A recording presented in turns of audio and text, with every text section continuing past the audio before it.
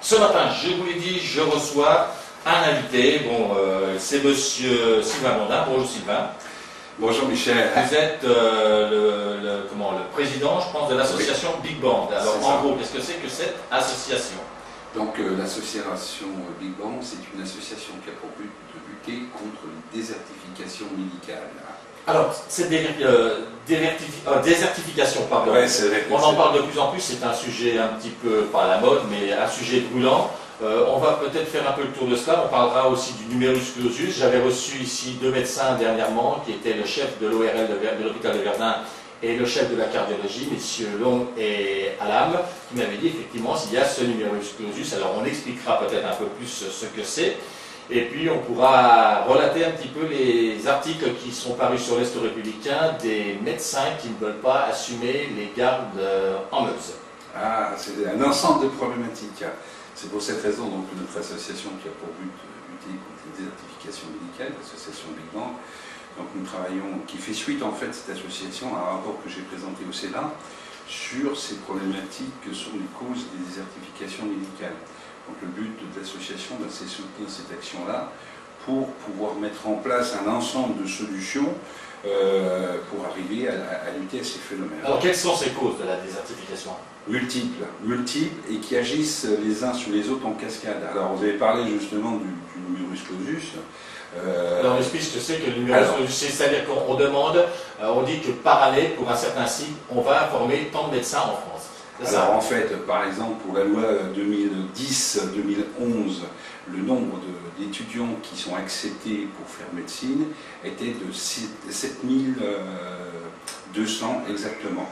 Le gouvernement a augmenté de 300 le nombre d'étudiants, c'est-à-dire que si nous avons 100 000 étudiants, eh bien il n'y en aura que 7 000 seulement qui seront acceptés pour poursuivre leurs études pour faire médecine. Donc ça c'est déjà une chose. Et dessus, donc à savoir, donc voilà comment fonctionne, vais-je dire, simplement le numerus clausus. Ensuite, comment ça se passe? Tous les médecins font médecine générale et ensuite s'orientent vers des spécialités. Un peu trop, il y a trop de spécialités. Alors, un peu trop de spécialités, oui et non. Parce qu'en général, quand on dit désertification médicale, tout de suite on pense zone rurale et tout de suite on se dit c'est le médecin généraliste. Faux. Parce qu'aujourd'hui, nous manquons de pédiatres, de gériatres, d'ophtalmologues, de radiologues, d'anesthésistes. En fait, c'est tout un ensemble de professions, même des chirurgiens. Exemple. Mais alors, je vous coupe, mais paradoxalement, on sait que les généralistes s'orientent vraiment vers une spécialité, parce que, allez, je ne veux pas être méchant, mais être généraliste, c'est du boulot quand même. Hein. Alors on se spécialise, et en plus, les spécialistes ne veulent plus rester dans les zones rurales, vont du côté de la côte, ou voilà. Alors, la répartition géographique, ça c'est une chose, mais pour continuer un petit peu par rapport à ce qu'on disait, aujourd'hui le médecin généraliste est devenu une spécialité, à savoir, ça c'est une chose. Aujourd'hui, un médecin généraliste, c'est un spécialiste. C'est devenu une spécialité, ça a été reconnu par l'Ordre national de médecin et du ministère, c'est la première chose. Alors, en ce qui concerne les autres professions, ils s'orientent vers l'ophtalmologie, à savoir que par rapport à leurs études, par rapport je veux dire, à leur niveau de compétence, ils pourront s'orienter plus ou moins vers telle ou telle spécialité. Ça, c'est une chose. Concernant la répartition géographique des médecins en France, alors à savoir qu'aujourd'hui, nous avons 263 000 médecins inscrits à l'ordre, qui ne veut pas dire actifs. Il y a environ 213 000 médecins actifs. Donc ça, ce sont les chiffres 2011. À savoir qu'en 1970, nous n'avions que 110 000 médecins. C'est-à-dire qu'aujourd'hui, le nombre de médecins a énormément augmenté, plus que doublé, mais on en manque. Pour quelles raisons? Il y a un certain nombre de raisons. Alors, pour revenir à ce que vous nous parliez, la répartition géographique, il est vrai qu'il y a des zones qui sont, je veux dire, avec une densité plus importante de praticiens en France. Nous allons prendre toute la partie Côte d'Azur, on va dire les parties littorales, on va dire le côté atlantique aussi, mais ce sont des zones, alors c'est là que j'interviens, où on me controverse un petit peu, parce que je dis que nous manquons de 11 000 médecins en France aujourd'hui. Oui, c'est l'étude qui a été réalisée, sur des chiffres basés, d'ailleurs mon étude a été reprise par l'université de Rennes. Je précise qu'en même temps, vous avez fait un rapport au Sénat, il y a quelques années, et que vous êtes à l'origine d'un ouvrage qui s'appelle « Zone rurale à votre santé ». Absolument. Donc vous n'êtes pas excusez-moi, le premier pellegois que l'on trouve au bord de la route. Hein. Vous êtes vraiment impliqué dans votre affaire. Voilà, alors il paraît, on me considère comme expert, moi je ne sais pas si je suis expert, mais je connais bien mon domaine, vais-je dire. Hein. Donc effectivement, zone rurale de votre santé, qui en fait rend public le rapport qui a été présenté au Sénat. C'est pour cette raison qu'on veut rencontrer un large public pour les informer sur ces problématiques, les causes, les professionnels de la santé. Nous invitons toutes les associations, notamment, je rappelle, vendredi à Vacheroville, il y a une grosse réunion qui va être là, assez médiatisée, dans laquelle j'invite tous les élus à venir. Moi, le but, c'est pas de mettre le pavé dans la barre ou mettre sous le feu, c'est que tous ensemble, nous créons une dynamique et donc mettre un petit peu tout ça sur la table pour face à nos gouvernements, à nos dirigeants qui ont laissé d'année en année, se dégrader la santé et qu'on mette des mesures en place. J'aurais souhaité aujourd'hui qu'il y ait un homme politique qui se présente sur les législatives de Verdun, mais le problème étant que si on en prend un obligé de il faut tous. Il faut tous, hein. Et puis il y en a qui gonflent. Non, mais enfin, bon, non, je plaisante là-dessus. Toujours est-il qu'il n'a pas pu se joindre, mais je sais que vous l'avez eu dernièrement, on ne va pas donner son nom, hein, on va rester neutre là-dessus. Lui, il donne des idées, et je pense que ces idées vont peut-être l'aider pour ces législatives. Il disait par exemple qu'il faudrait aider les jeunes au bout de la deuxième année à payer leurs études, mais en leur demandant en contrepartie de venir s'installer pendant 8 ans ou peut-être plus dans une région. Elle existe cette loi. Oui, alors, mais en plus, moi j'ai vu pas mal de reportages là-dessus, qui dit qu'on voit des médecins qui partent à la retraite et qui sont bien avancés dans l'âge de la retraite, qui laissent leur cabinet, qui laissent leur matériel. Il n'y aurait pas de local à payer en location dans la commune, c'est offert par la mairie et aucun toubib ne veut venir s'installer. Pourquoi alors? Alors, je vous réponds à ces deux questions. Première chose, j'ai rencontré M. Warsman, président de la commission des lois, quand j'ai remis mon rapport. Vous avez ce qu'on appelle la loi HPST, c'est la loi Hospitalisation, Patient, Santé, Territoire, dans laquelle il y a un certain nombre de dispositions qui ont été mises en place, notamment avec, sous le ministère et de Mme Bachelot, dont certaines lois sont inapplicables, à savoir qu'il y a 173 amendements aujourd'hui qui sont encore mis en place. Je vous rappelle que c'est en 2009-2010. Hein. Et ça fait suite aussi un petit peu à la mouvance que j'ai mis en place, parce qu'il y a certaines dispositions qui ont été reprises. Pour revenir sur la loi, dans cette loi, donc cette loi met en place des bourses pour les étudiants. À savoir qu'elle est assez controversée parce qu'en fait, en finalité, il n'y a pas beaucoup eu d'étudiants qui ont adhéré. Première chose, donc cet étudiant va recevoir une bourse pour ses études. Alors, on va lui donner un certain nombre, certaines sommes, allez, on va dire 10 000, 15 000 euros pour pouvoir participer à ses études, donc on lui paie ses études. Avec la contrepartie de s'installer dans une zone déficitaire. Deux choses.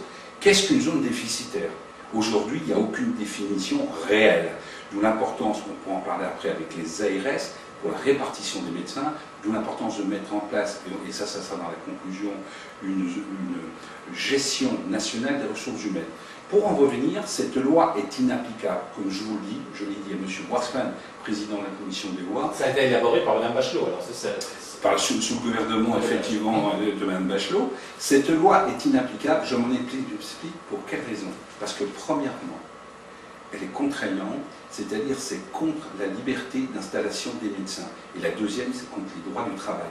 C'est-à-dire que le 1er janvier, allons-nous dire, un médecin s'installe dans une zone considérée comme déficitaire, il doit, on va dire, aller une somme, 20 000 euros, au gouvernement, ou à l'organisme qui lui a donné ces sommes pour soutenir son action. Le 2, il dit, je m'en vais en Bretagne, rien ne le retient. La seule obligation qu'il a, c'est de payer ce qu'il doit, de rembourser. Oui. Donc il met en place un échéancier, tout simplement en disant, je rembourse sous 10 ans, voilà. On ne peut pas le refuser. Alors sachant qu'un médecin généraliste gagne quand même très facilement, très aisément, quand il s'installe, 4-5 000 euros par mois. Donc, alors je vous laisse libre de vos paroles, de vos actes, hein, là-dessus ça n'engage que vous. Ce ne sont pas mes chiffres, ce sont les chiffres nationaux que je reprends, donc ce que je dis. Alors, cela signifie que il prend un échéancier, il dit écoutez, je vous rembourse pour ce mois, 6 mois, puis rien. Est-ce que vous ne pourrez pas dire aussi, voilà, monsieur Attel, vous vous installez là, pour éventuellement justement éviter que ce type se parte au bout de 2 ou 3 ans parce qu'il aura fait sa clientèle, il aura de quoi payer les frais qui lui auront été avancés. Pourquoi ne pas voir avec le Conseil de l'ordre des médecins qui lui interdirait en cas de déménagement d'exercer sa profession pendant un certain nombre de temps? Entièrement d'accord, c'est pour cette raison, ça fait partie des dispositions. Mais l'ordre s'y refuse, il pourtant, bloque. Vous dites l'ordre s'y refuse. Moi, j'ai vu le président du Conseil des médecins, de l'ordre des médecins, sur un reportage de l'Est républicain la semaine dernière, Oui, qui avait l'air de dire, entre guillemets, qu'il n'était pas d'accord avec les grèves, par exemple, enfin pas les grèves, mais les mouvements des médecins qui ne veulent pas prendre de garde. Et ça veut dire que quoi, il soutient ou il est vraiment contre ces médecins Alors clairement, et moi je vais vous dire, ça fait plus de 4 ans que je suis en train de travailler sur ces problématiques des désertifications médicales. J'ai présenté un rapport, d'ailleurs l'ordre des médecins m'a mis énormément de bâtons dans les roues, j'ai pas peur de le dire, parce que ce rapport j'ai envoyé à tous les ordres de médecins de France. Certains présidents m'ont dit, Monsieur Blondin n'a pas le droit de vous dire, mais c'est très bien, continuer, alors qu'on me met des bâtons dans la roue. Et là, aujourd'hui, comme je suis en train de faire des conférences où on convie tous les ordres de médecins, je rappelle, les ordres des médecins, les ordres des infirmiers, infirmières, des professions, je vais dire, également, comment dirais-je, des dentistes, toutes les associations et tout le public, à venir, comme on va faire à Vacheroville. Moi, je les invite à venir. On va en parler si vous voulez tout à l'heure. Ouais. Vacheroville, on parlera un petit peu. Mais donc, pour leur dire, ben, venez, je dis des bêtises, ben, venez, on en parle ensemble. Pour quelle raison ils ne viennent pas, ou ils fuient, ou ils refusent? C'est quand même clair. Et bizarrement, comme ben, ma voix est en train, au niveau national, de se faire entendre, et j'ai beaucoup de gens qui rejoignent notre association, est-ce que nous faisons, c'est une occasion pour l'ordre de médecins d'essayer de rattraper, si je peux dire un petit peu la base dessus, bizarrement, du jour au lendemain, tiens, on change, il faut maintenant travailler sur la coercition des professions médicales, ou est-ce une manœuvre politique, je ne sais pas. Alors, vous me disiez, bon, on va faire une petite parenthèse, vous avez pas mal de soucis quand même avec la justice, quoi, finalement, on vous fait pas mal de procès. Enfin, moi, on me fait pas mal de procès, c'est-à-dire... Ça, à l'association ou à vous, personnellement? Moi, personnellement, je suis pointé du doigt, ma société aussi, mais en fait, non, mais c'est pas eux qui me font les procès. Oui. C'est-à-dire que l'ordre des médecins, remettons les choses bien au clair, c'est-à-dire que l'ordre des médecins, notamment, ils ont mis une circulaire, vous compte. Ah, carrément? Oui, et donc qui est contraire à la législation européenne des prestations de services. Et donc nous, on attaque l'ordre des médecins parce que ça a des conséquences assez graves. Également, on a essayé, parce que, exemple, nous avons installé un ophtalmologue, tout le monde est bien content. Je pense que l'un de nos auditeurs, là, qui nous écoutent, ils étaient bien contents. Et ça, avec mon ami Dr Diver, qui a travaillé aussi... Dr Diver d'Étain, et on travaille pour la mise en place d'un pôle de santé, on accompagne, nous, dans nos compétences aussi. Bien, sans ça, il n'y en aurait pas. Et donc, on me reproche aujourd'hui de faire de l'incitation à l'immigration de personnes donc, étrangères. Alors il faut savoir que les Roumains font partie de l'Europe, première chose, ils ne font pas partie des accords de Schengen, mais ils peuvent travailler en France, leurs diplômes sont reconnus. C'est comment on monte à l'envers. Plus grave, c'est que sur ces personnes-là, certaines faisaient déjà partie des hôpitaux en France, ils étaient inscrits à l'ordre des médecins. Donc c'est un peu paradoxal. Alors est-ce qu'on n'est pas en train de faire l'amalgame entre les Roumains et les Roms? Parce que c'est vrai que personnellement, les Roms ras-le-bol. Mais par contre, il y a quand même des gars qui sont, il y a des gens bien partout, et ces Roumains qui viennent travailler en France ont leur droit d'exercer en France, je pense. Ils ont ils ont une accréditation européenne, voilà. C'est-à-dire comment ça se passe l'inscription à l'ordre? Eh bien, c'est d'avoir un niveau français qui soit suffisant, qui soit, je veux dire, conventionnel. Est-ce qu'on leur demande d'avoir les mêmes études en France? Des diplômes. Eh bien, il y a un diplôme qui est reconnu européen. Une législation européenne, ça sert à quelque chose. Comme quoi, et donc là, ils peuvent s'installer. C'est tout. Le médecin qui vient à État est donc un Roumain. Oui, c'est un médecin roumain. L'ophtalmo, il faut savoir qu'à Verdun, c'est vrai qu'il y a un vrai problème pour les dentistes, pour les ophtalmos. L'ophtalmologue de l'hôpital est archi débordé. Le gars fait des opérations, fait des contrôles, à tel point c'est que dans son service maintenant, eh bien, il était obligé de structurer, lui il fait que les opérations, il regarde que les gros cas, et ce sont je sais pas comment, après les ophtalmos, je sais pas quel grade ils ont, qui font la visite des yeux, tout ça. Et à Verdun, de plus en plus, on va chez les opticiens pour voir, pour sa vue maintenant, parce que justement, on s'est rendu compte que... On compense les faiblesses. Pour un rendez-vous maintenant, il faut pratiquement entre 6 mois et 1 an d'attente chez tous les ophtalmos de Verdun. Alors, on fait venir des chirurgiens, des médecins étrangers. la cause, le numerus clausus, mais est-ce qu'il n'y a pas aussi un problème de paiement, à savoir qu'on ne paye pas au même prix un chirurgien français, un chirurgien libyen ou roumain? Alors, deux choses. En profession libérale, dedans, il y a le système de la santé conventionné. Oui. Alors, le secteur 1, secteur 2. Donc, je veux dire là-dessus, non. Par On contre, appelle le secteur 1, secteur 2. donc le secteur 1, c'est conventionné, c'est-à-dire que par exemple, vous allez chez votre médecin, la consultation, on a 23. Pas de dépassement. Il n'y a pas de dépassement d'honoraires. Quoique aujourd'hui, comme ils peuvent être en partie maintenant avec ces spécialités en horaire libre, et le secteur 2, c'est les honoraires libres. C'est-à-dire que sur une consultation à 50 €, vous serez remboursé sur la base des 23, soit que vous payez la différence, soit que vous ayez une complémentaire. On n'est pas trop dans ce cas-là en Meuse encore. Hein. Ça va, ça existe un petit peu. On n'est pas trop dans le cas. Mais allons sur les régions parisiennes et compagnie. Là, c'est une folie. Ou en PACA, ou dans les grandes villes comme Metz, là, ça devient une folie. C'est pour cette raison que j'ai dit que nous avons aujourd'hui une médecine à 2 vitesses. Regardez aujourd'hui, par exemple, que je pointe du doigt, je suis en train de travailler sur une étude aussi, sur les chirurgiens dentistes. 30% des chirurgiens dentistes d'ici 2012-2013 partent, je veux dire, à la retraite. On fait quoi? Qu'est-ce qu'on a mis en place? Parce que c'est une nouvelle fois un problème de gestion des ressources humaines. Je rappelle, le numerus clausus a été mis en place il y a 40 ans, c'était par Madame Simone Veil, parce qu'il y avait trop de médecins, parce qu'ils gagnaient pas assez leur vie. Le problème, ça n'a jamais été géré, il n'y a jamais eu une gestion à court, moyen, long terme. Et c'est ce dont il est important. C'est-à-dire se dire que par rapport à l'évolution de la population, qui est de plus en plus vieillissante, l'espérance de vie rallonge, donc on doit adapter l'offre de soins par rapport aux attentes de la population. Et il y en a de plus en plus besoin. Mais bien sûr, aujourd'hui, je rappelle une chose, c'est que sur un retraité, vous avez 2,4 personnes actives. D'ici 2020, nous allons être 1,4. On fait quoi? Donc on ne va plus pouvoir se soigner.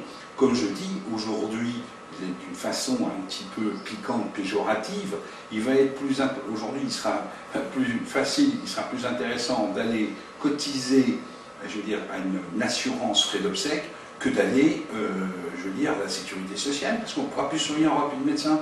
C'est un peu dur ce que je dis, mais c'est une réalité. Là, on arrive à ce point-là, il faut en prendre conscience. Donc, on a des moyens aujourd'hui, et ça c'est repris dans mon rapport, dans l'ouvrage Zone rurale à votre santé, où j'explique, on a des solutions.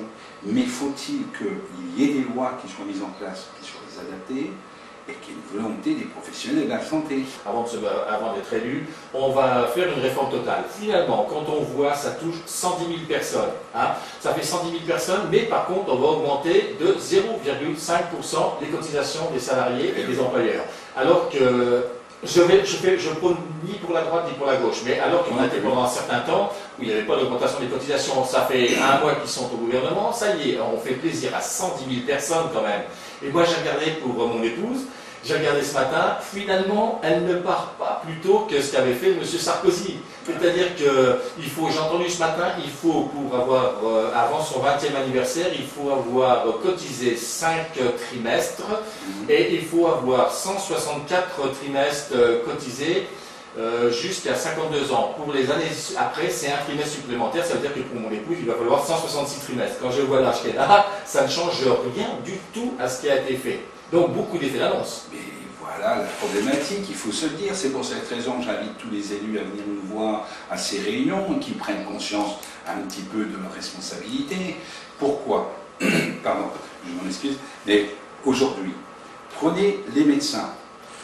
Ils sont 260 000. Qu'est-ce qui compte aujourd'hui? Regardez les élections présidentielles qui se sont passées. Je n'ai jamais vu une élection, et je suis désolé, aussi décevante. C'était la France. C'est une pugilat. Est-ce qu'à un moment, un élu a parlé de la santé? Aucun n'a pas eu le courage. Pourquoi? Et moi, je vais vous dire pourquoi. Parce que si vous... Moi, je les ai sollicités, les élus de signer une charte. Ce que je vais faire vendredi aussi, et ce que je demande aux élus, pour que, déjà, localement, on fasse des choses, qu'on apporte des solutions, qu'est-ce qu'ils vont apporter comme solution, et également que la loi soit portée au niveau national. Et bien, donc, sur les 260 000 médecins, moi j'estime que c'est 2 millions de bulletins dans l'urne. Je ne parle que des médecins généralistes, 20 médecins généralistes, médecins inscrits à l'ordre. Je ne parle pas des dentistes, je ne parle pas des autres professions. Donc, ce sont des millions de bulletins dans l'urne. Et si on commence à parler, je veux dire, de la santé, qu'on va apporter des solutions, et bien là, il va y avoir des mesures qui ne vont pas plaire à tout le monde, et même qui vont être impopulaires.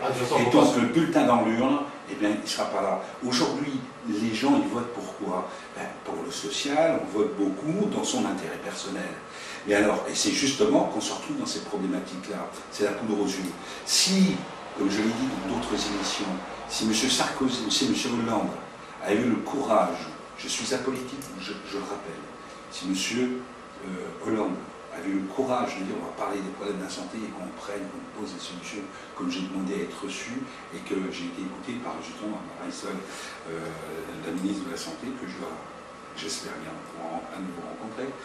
Mais si on prend ces solutions qu'on les met en place, donc ça va déplaire à la population. Regardez l'ordre de médecin ce qu'il est en train de faire. Une fois qu'il prend une décision un peu, je veux dire, à peu près dans le bon sens des populations, parce que je vous rappelle que le serment d'Hippocrate, il ne faut pas que ça soit un hypocrite. Hein. Mais donc, et c'est dans l'ouvrage, ça en fait partie. Eh bien, il fallait mettre des mesures coercitives, il fallait mettre certaines mesures en place qui auraient déplu aux électeurs, ils ne seraient pas passés.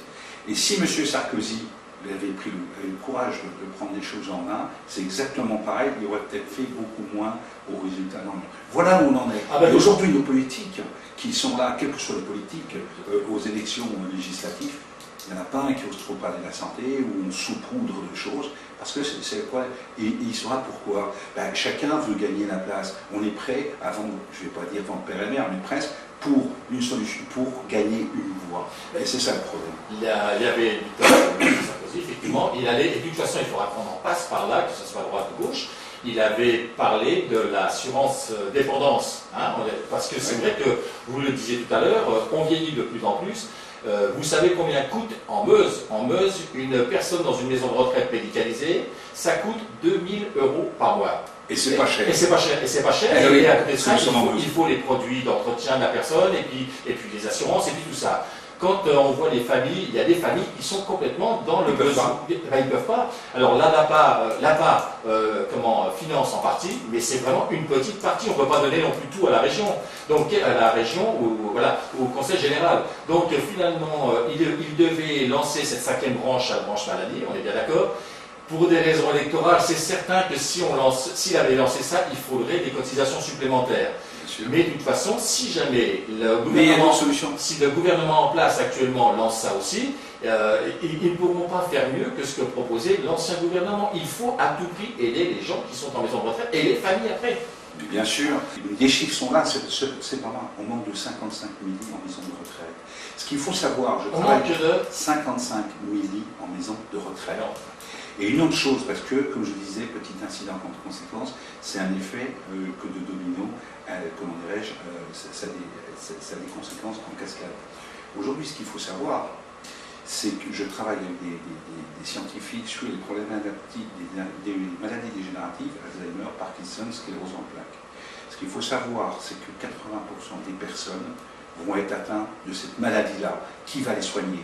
Je rappelle juste un chiffre, 1,4 actifs pour un retraité. Qui va nous soigner? Donc, la seule solution pour pouvoir pallier à ces maladies, c'est premièrement la prévention.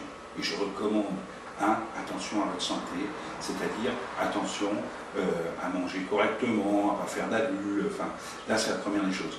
La deuxième chose, c'est pour cette raison que je travaille avec ces scientifiques, si on veut, la maladie elle est déclenchée, on connaît le processus. La seule solution pour pouvoir, aujourd'hui il n'y a pas de traitement. J'ai annoncé hier quand même que pour Parkinson, justement, on avait un vaccin qui était en... Oui, mais il n'y a pas de traitement. On ne sait pas à long terme, on n'a pas de recul. Non, j'ai pas de recul. La maladie est enclenchée, on connaît le processus, il n'y a pas de, je veux dire, il n'y a aucun traitement. La seule solution qui existe, c'est de travailler sur l'affectif. Parce que aujourd'hui, pas assez de gens le savent, sont au courant, c'est pour ça que je travaille avec ces scientifiques que je disais. C'est-à-dire que plus le patient va être dans son domaine affectif, domaine, je veux dire, familial, plus on va retarder la maladie, d'où l'importance de confiner ces personnes chez elles, dans un entourage avec des personnes pour prolonger cette espérance de vie. Donc tout est lié, d'où l'importance, et on pourra en parler après, de développer la maison des seniors. Mais on pourra parler aussi de la maison de la naissance qui fait partie. Vous dites, c'est un programme général. Voilà, encadrer la personne chez elle, ça veut dire avoir du personnel. Le personnel, ça coûte cher. L'accompagnement et tout. Voilà, et on en revient justement à ces financements, donc l'assurance dépendance. Il va falloir y venir à ça. Autrement, on va laisser nos vieux crever, excusez-moi. Oui, mais c'est ça, c'est ça. Mais on a des solutions et ça coûte moins cher que des temps d'hospitalisation ou en maison de retraite. Vous avez mais on a, dans le projet, on a des solutions, mais c'est à nos politiques qui est le courage de les mettre en place. Vous savez qu'actuellement, quand même, vous devez savoir ça, il y a des gens dans les hôpitaux où ça coûte très cher une journée d'hôpital, qu'on laisse dans les hôpitaux parce qu'on ne sait pas où les mettre. Et finalement, il vaut mieux maintenant être en prison qu'être malade à l'hôpital, ça coûte moins cher.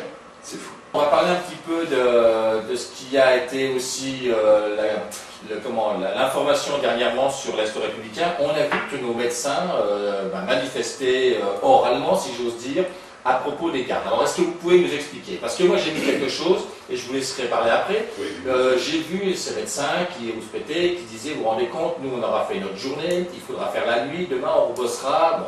Moi, je pars de ce principe-là, c'est basique ce que je vais dire là, mais alors la médecin femme qui disait ça, que je connais bien d'ailleurs, disait, mais en plus, il faut qu'on s'occupe de notre famille, de nos enfants, et essayer de rester aimable le lendemain au cabinet, ce qui n'est pas toujours le cas. Malheureusement. Mais je crois qu'il y a des tas de femmes, il y a la femme de ménage, il y a la femme qui travaille en entreprise, dans les usines, tout ça, qui elle aussi a des enfants qui ne gagnent pas le même salaire et qui ne se plaignent pas. Alors, est-ce que vous pouvez nous expliquer? Moi, je n'ai pas très bien compris cette histoire-là. Alors moi, je entièrement d'accord. Je reviens là-dessus. Alors c'est pour cette raison que je dis que le serment d'Hippocrate ne peut pas être un serment d'hypocrite. Alors pour information, simplement, pour nos auditrices et nos éditeurs, qu'est-ce que le serment d'Hippocrate? Le serment d'Hippocrate est basé sur trois choses: le patient, le médicament et le médecin. Le médecin a pour but de soigner avant tout le patient. On ne parle pas d'argent, d'accord? La petite parenthèse aussi, c'est qu'aujourd'hui nous avons 6 millions de personnes qui sont à la CMU, 4 millions se soignent, 2 millions, que font-ils? Ils ne sont pas recensés à la CMU, ils ne se soignent pas. Est-ce normal qu'un praticien refuse de soigner une personne à la CMU? Et je viens aux gardes. Moi je pense que les gardes, aujourd'hui, c'est quelque chose qui doit faire partie de l'activité d'un praticien. Il s'engage sur quelque chose, je suis désolé. Avant de faire leur examen, ils savent très bien. On ne va pas prendre que les avantages. Voilà. Après, surtout que, attention, ça ne demande pas, justement, moi ce matin j'avais vu mon ami médecin avec qui j'ai discuté, il vient de se taper une garde sa journée hier, une garde cette nuit, ce matin à 8h, il était... Mais je crois que c'est un problème de localisation, je crois qu'ils sont obligés de se déplacer très loin maintenant, d'après ce que j'ai cru comprendre. Alors on peut faire la garde chez soi. Prenons l'exemple ici à Vervins. Imaginons un médecin, comme ça a été le cas de mon ami, il va faire sa garde éteint, il va faire Spincourt, il va aller pratiquement d'enfiler, déjà à la zone. Le temps que le praticien il se déplace, il faut 25, 30, 40 minutes. C'est-à-dire que c'est la distance qui est nécessaire de l'hôpital pour intervenir. Donc là on perd du temps, alors à la limite, autant aux urgences. Et on endort sur les urgences, donc c'est bazar, ça ne peut pas aller.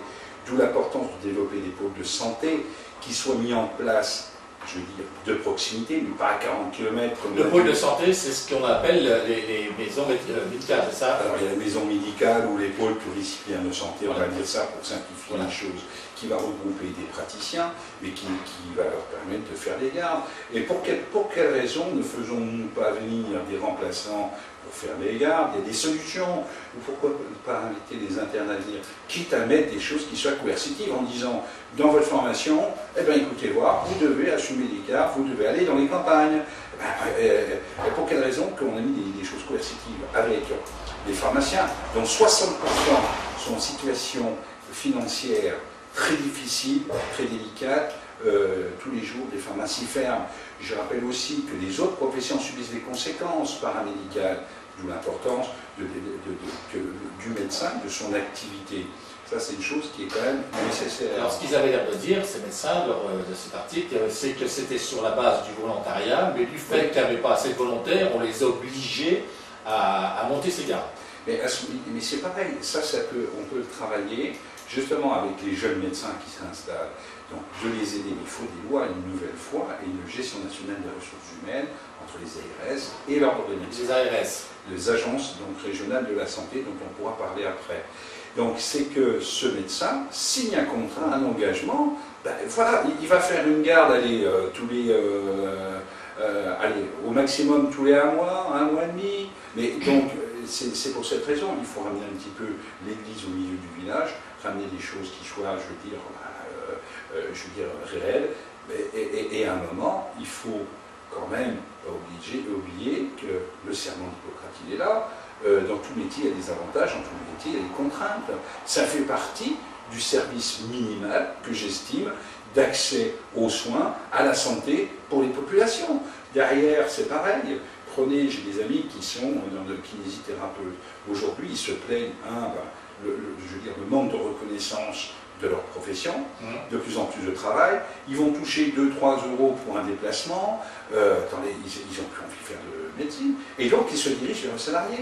Ça aussi, c'est une chose. De plus en plus de médecins se dirigent vers le salarié. Si vous permettez, j'ai un cas concret. C'est vrai que j'ai des amis comme vous, kinés aussi. Et il se fait que pour des petits problèmes de santé, je vais chez ma kiné actuellement, qui est seule. Et j'étais surpris de voir que pendant une demi-heure, ma kiné s'occupait de moi. Alors que, effectivement, dans beaucoup de cabinets, et j'ai eu des amis qui m'ont dit, ben oui, on prend plusieurs patients d'un coup, parce que moi, tu comprends, j'ai pas envie, moi, d'arriver à la retraite et de ne pas avoir mis d'argent de côté. Ça veut dire que c'est quoi maintenant? La médecine, c'est quoi? C'est l'argent qui prévaut sur le serment d'Hippocrate, justement. Non, l'argent qui ne met pas sur le serment d'Hippocrate, hein. Mais bon, il ne faut pas oublier qu'il y a quand même une certaine hypocrisie. Je vais encore me faire des amis, mais c'est normal. Moi, je suis d'accord, je suis le premier, on est là pour gagner notre vie. Mais il y a un moment aussi, il faut mettre, un petit peu d'eau dans son vin. À un moment, on fait une vocation, il faut que le métier de médecin soit une vocation. Comme je dis, aujourd'hui, qu'est-ce qui se passe? Aujourd'hui, vous avez, on a 62% de femmes qui sont médecins, donc qui ont un 62%? Oui, 62% des femmes qui s'installent aujourd'hui, ce sont des médecins. Bon, c'est normal, elles privilégient leur qualité de vie familiale, c'est tout à fait normal, mais on n'a rien anticipé. Les jeunes médecins hommes qui s'installent, ils choisissent la qualité de vie. C'est normal, c'est pas un problème. Mais qu'avons-nous fait pour résoudre ces problèmes? Rien. Donc à un moment, il aurait fallu anticiper ça, mettre des solutions en place, alors que nous en avons. Donnez-moi quelques solutions que vous avez. La première chose, si on veut s'attaquer aux problèmes de la santé, c'est monter une gestion nationale de ressources humaines. Cette gestion nationale va gérer l'installation des médecins, aussi bien français qu'étrangers. Je rappelle que cachez un peu pour votre paroisse, c'est ce que vous aimeriez un petit peu mettre en place, vous, non? Non seulement moi, d'ailleurs j'ai offert mon organisme pour aller plus loin dans ma bonne volonté, si je peux dire, j'ai offert à l'État mon organisme en disant je vous mets tout en place, parce que j'ai des compétences, je travaille sur la France et l'Europe, et soit sous forme d'une activité reconnue, agréée avec le regard des organismes, des ARS derrière, une candidature écartée, motivée et on prouve des raisons, ou carrément un organisme public. Comme j'ai des compétences, j'ai proposé des compétences. Donc la solution, voilà, concrètement, 3 points que vous pouvez mettre. Et donc, cette coordination qui va gérer toutes ces candidatures, même étrangères. 80% des médecins étrangers qui arrivent en France sont en situation d'essai, sans en parler, et on crée des déserts médicaux chez eux. 1. 2. Réorganiser les ARS parce qu'ils ont une cartographie qui est catastrophique. Aujourd'hui, il y a des zones qui sont considérées comme on appelle zones blanches, qui ne sont pas réellement, donc il faut actualiser. Et l'ordre des médecins. C'est-à-dire, prenons un exemple concret, un médecin étranger qui vient, automatiquement, son CV passe par cette coordination nationale de ressources humaines, qui va faire la vérification des diplômes, des connaissances, des compétences, des motivations. C'est pas le cas actuellement? Non, c'est pas le cas actuellement. Mais l'ordre des médecins sert à quoi alors? L'ordre des médecins va simplement vérifier est-ce que le diplôme est reconnu à l'ordre national, est-ce qu'il peut être inscrit, donc c'est l'accréditation européenne. Oui, ok. il a un niveau de français suffisant, c'est bon, on l'inscrit. On ne va pas voir ses motivations personnelles d'installation, pourquoi il va changer de pays. On ne va pas voir son contexte familial. On ne va pas l'aider à l'installation. Alors, ce que vous dites là, c'est pas rassurant. Si jamais le gars est un charlot dans son pays, alors il devient charlot en France. Non, quand même, il va avoir un... Mais si. Mais bien sûr si, et c'est pour cette raison que l'on voit dans les actualités régulièrement, et je peux vous aller sortir des articles, allez sur mon site, vous verrez, je cite des cas où on trouve des médecins, malheureusement roumains, parce que c'est quand même 40%, il y en a beaucoup, mais il y en a d'autres aussi, qui papillonnent de commune en commune en occupant les avantages, ou qui viennent pendant 2 mois et qui sautent parce qu'ils n'ont eu aucun accompagnement, c'est une situation d'échec. Et donc les populations, qu'est-ce qui se passe? Déjà qu'il y a une réticence d'un médecin étranger à la commune, en plus si c'est un médecin qui est étranger au pays, alors là je ne vous en parle pas, mais si en plus vous dites c'est un médecin étranger roumain, alors là tout de suite c'était catalogué, tout de suite c'est des Roms, tout de suite voilà. Donc le médecin va arriver, pour qu'il reste, qu'est-ce qu'il faut? Il faut qu'il gagne sa vie. Donc s'il n'a pas de patient, il ne va pas rester, donc c'est de préparer l'installation. Et aujourd'hui, qu'est-ce qui se passe? Parce que je parle aussi des cabinets plus scrupuleux qui demandent 40, 50, 60 000 euros, qui parachutent un médecin, débrouillez-vous. Des communes, j'en ai des dizaines comme ça. Donc on doit mettre, et je reviens à M. Rassmann, président de la commission des lois, je lui ai dit, aujourd'hui, comment on fait pour monter un cabinet de recrutement ou un centre de formation? Nous sommes agréés en centre de formation. C'est très simple. Il faut avoir 18 ans, vous allez à la Chambre de commerce et d'industrie, vous dites voilà, moi je vais faire un cabinet de recrutement, je vais faire ça y est, vous sans connaissance.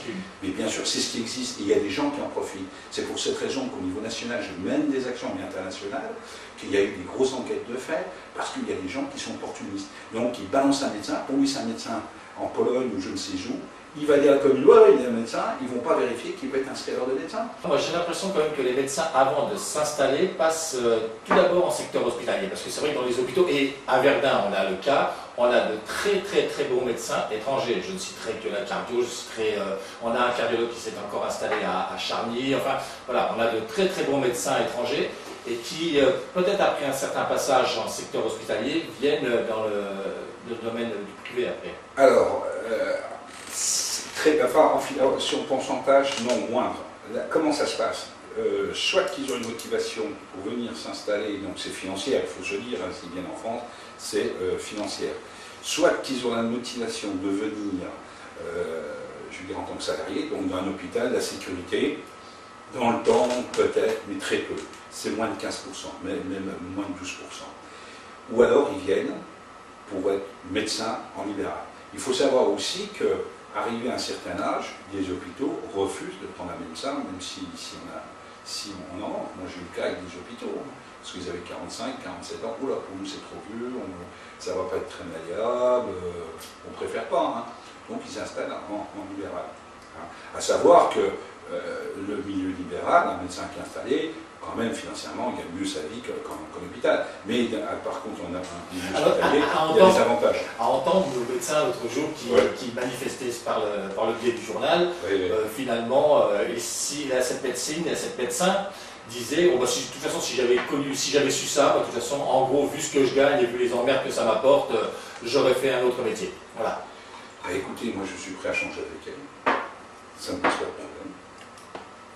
Eh bien, écoutez, Sylvain, je vous rappelle le nom, donc Sylvain Bourdin, donc de l'association Big Bang, ça sera le mot de conclusion. J'espère que pour les auditeurs, ça a été quelque chose d'assez compréhensible ce matin. Je pense que oui, malgré tout, parce que c'est un peu les questions que se pose tout le monde. Je pense que pour vous, ça fait un plaisir de vous exprimer sur notre radio. Extrême plaisir. Je remercie justement Radio Meuse FM pour m'avoir accueilli. J'invite tous nos auditeurs et nos auditrices de nous envoyer un petit mail. Le mail, c'est très simple, c'est président@asso-big-banque.lu. On répond à toutes sollicitations, c'est gratuitement, bien évidemment. Je les invite aussi, il y aura des séances d'éducation qui vont être faites sur Verdun pour notre ouvrage Zone rurale à votre santé qui est en vente. Et bien nos auditeurs aussi, on leur dit d'envoyer un message sur notre site Meuse FM, sur Facebook, et on transmettra à notre invité. Sylvain, je vous remercie, j'espère que nous nous retrouverons bientôt. Merci Michel, merci Radio Meuse FM et à très bientôt.